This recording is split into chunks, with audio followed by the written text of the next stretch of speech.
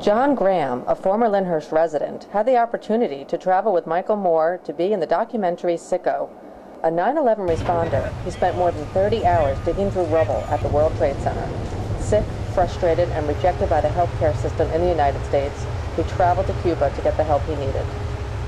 So you traveled with Michael Moore for the film Sicko to get health care that you couldn't get in the United States. How did that come about?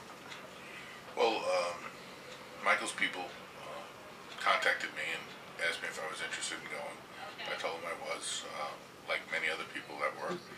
They went through my portfolio and the proof that I was at September 11th, and they finally made a decision that I had more than enough proof that I was there, and they took me. But out of all the 9/11 responders, how did they find you? And why did you agree to participate in a film that takes shots at the country that you used to work to protect? They found me and that kind of stuff because I've been an activist for 9/11 responders. I testified on the 9/11 Commission. I've been an activist for getting funding for Mount Sinai and different hospitals that are helping. About taking a shot against this country, patriotism is taking a shot sometimes. If you look back, George Washington, all our patriots kind of took a shot at government at that time. It's democracy. Yeah, it's democracy. If you don't like something, you're supposed to be able to speak up and say, hey, let's make it better. Michael Moore really doesn't say that the United States is a bad country. He more or less says, let's make it better. How did you feel when you were in the boat, seeing the whole vibe of Cuba, and knowing that the United States trading and travel embargo was in full effect? The United States shouldn't have a problem with what I did. Cuba should have a problem with what I did. I mean, I was in the hospital for 5 days, getting treated by Cuban doctors, eating Cuban food in a Cuban hospital, using thousands and thousands of dollars in tests. I've never paid any money to the Cuban government in taxes or anything like that. If anybody got ripped off, the Cuban. So what do you think is the biggest issue that's raised in the film? And what point do you think that Michael Moore is trying to make? And who do you think he's targeting? I think his target audience is every American. And I think he's coming with a different view on things. I think he's saying, you know, why are we treating other Americans like this? Why aren't we good to each other? We spend a tremendous amount of money helping other countries when they have a disaster, and we're kind of in the middle of a disaster healthcare wise. He says that when the woman is left at the curb coming out of a hospital and different things like that, how can you do that to somebody? How can you treat somebody like that? You know, just kind of dump them at the curb because they can't pay their medical bill. Why do you think the American people are so opposed to the concept of a national healthcare system? There's been a tremendous amount of propaganda by the insurance companies saying it's not what you want. We actually had, in the 60s and before, we had kind of like a socialized medicine where everything was paid for, to some extent. There's been a tremendous amount of propaganda, as they say in the movie, millions and millions of dollars spent on saying it's not what you want. The movie brings out a point where if you see something you like in another country, you know, if another country makes a better car, we buy it. Well, why can't we do the same thing with healthcare? If we see that France has got a better system, why don't we try it? Now, you were working near the Twin Towers when the planes hit on 9/11. You worked for over 30 hours and then returned to the site for months after. What was your healthcare like before compared to the way it is now and the way it was immediately after? The weeks prior to September, I was practicing to run a 5K race for charity in my town. I wanted to run a small little track race. I was practicing at night for that. Really well-winded. I've always had a very large lung capacity. Immediately, the weekend after September 11th, I couldn't cut my lawn. I had cut my lawn every week. Before that, I had cut, I believe, the front part of the grass and had to sit down because I was so totally winded. I first went to see the doctor October 2nd, 2001. Literally, you have to understand when you are involved September 11th kind of like stopped the clock. So the rest of September for me is just kind of like a blur.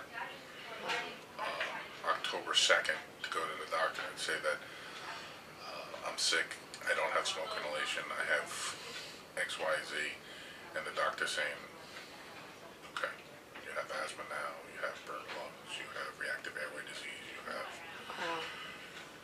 and the list has not gotten smaller over the years, and the list has only grown. And once you weren't covered, did you turn to them for health care? That meaning the 9/11 Commission, or? Well, there's at Mount Sinai, they do have a clinic for 9/11 stuff.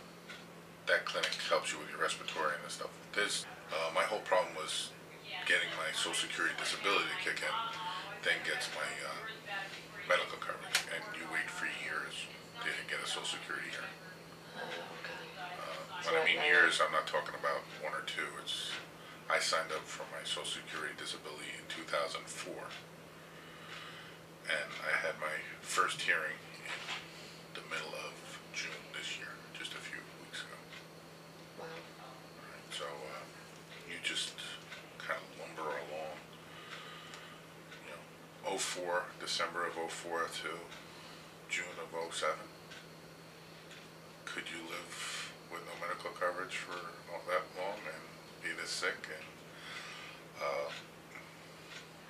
to get into the financial part of it, why didn't you just pay for it yourself? The only thing I get per week is workers' comp, which is $400 a week. So $400 a week living in northern New Jersey, where gas for the car is got to be at least 50, forget about food and everything else. PSE&G still sends me a bill every month, and everybody else. So it's been tough. I've had some really good garage sales that you missed out on. Oh, wow.